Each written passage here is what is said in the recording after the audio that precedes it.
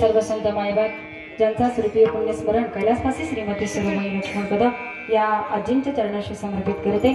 आजचे झालेलं कीर्तन, आज झालेलं नामस्मरण, जे काही पुण्य असेल ते आज आजींच्या चरणाशी समर्पित आपण करत आहोत। त्यांच्या पश्चात असलेलं सर्व पदम कुटुंब परिवार, त्यांचे मोठे सुपुत्र आमचे श्रीमंत दादा असतील, त्यांच्यासह पद्माताई असतील, आमचे भिपुराज दादा असतील, त्यांच्यासह बाळूताई असतील, त्यांचे सुपुत्र गोरखनाथ दादा असतील, त्यांच्यासह शैलजाताई असतील, त्यांच्या सुकन्या किसाबाई पवार असतील आणि त्यांचे सर्व नातवंड, ज्यामध्ये रोहित दादांच्या माध्यमातून आम्ही इथं आलो। त्यांचे तिन्ही भाचे संजय दादा, महादेव दादा, मच्छिंद्र दादा, सर्वांचं कार्य खूप सुंदर आहे आणि तुमच्या या कुटुंबानं त्या आजीला दिलेलं हे प्रेम आहे आणि त्याचा महिमा हा आम्हाला समोर दिसतो आहे।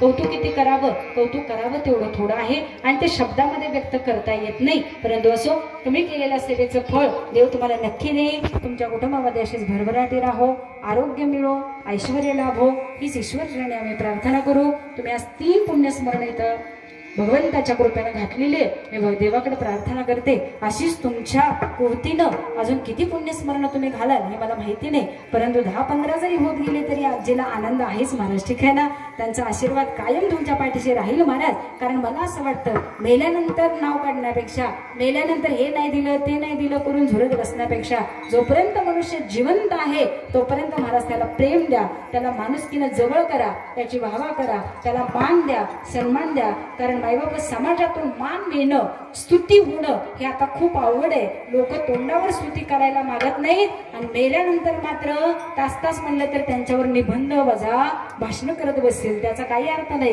गेल्यानंतर माणूस ते ऐकायला परत येईल का नाही माहिती नाही, परंतु मागाव हो, जिवंत असताना त्या व्यक्तीला तुम्ही एकदा जरी म्हणला माई तुझं प्रेम आणि तुझ्या संस्कारानं आमचं आयुष्य भरून गेलं, महाराज एक वाक्य जरी त्या बिचारीने ऐकलं तर तिचा आनंद तिच्या चेहऱ्यावरती आम्हाला बघायला मिळतो।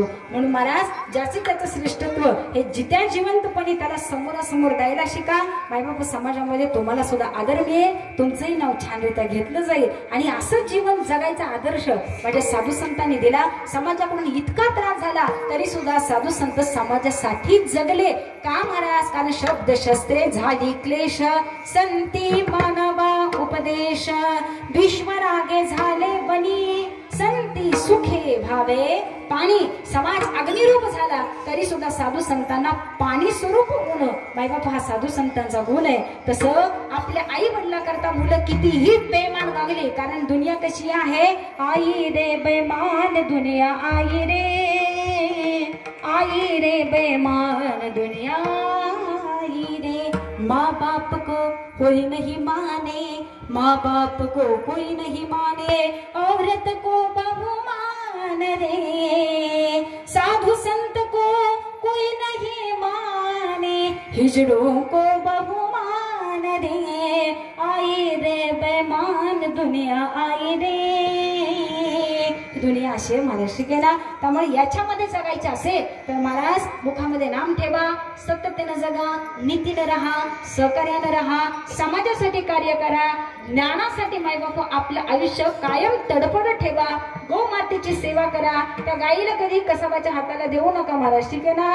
जसं एखाद्या मनुष्याने एखाद्याचा खून केल्यानंतर जे पाप तुमच्या माथ्याला येतं ना महाराज, त्याच्यापेक्षा कितीतरी पटीनं एका गाईला कसायाच्या हातात दिल्यानंतर महाराज ते पाप आमच्या पाठीशी आहे, आमच्या जीवनी ते पदरी आम्हाला मिळेल, ठीक आहे ना। म्हणून महाराज गोमातेची सेवा करा, घरामध्ये देशी गाय असावी। आम्ही सांगतोय मोठ्या तोंडाने तुम्हाला गोमातेची सेवा करा, देशी गाय असावी, परंतु कीर्तनकार असून अजून आमच्याच घरी देशी गायचा पत्ता नाही, हे सुद्धा खरं तेवढंच आहे महाराज, ठीक आहे ना। त्यामुळे सेवा करा, त्याचं पुण्य तुम्हाला नक्की मिळेल आणि या पूर्वजांचा आशीर्वाद घेतल्याशिवाय राहू नका।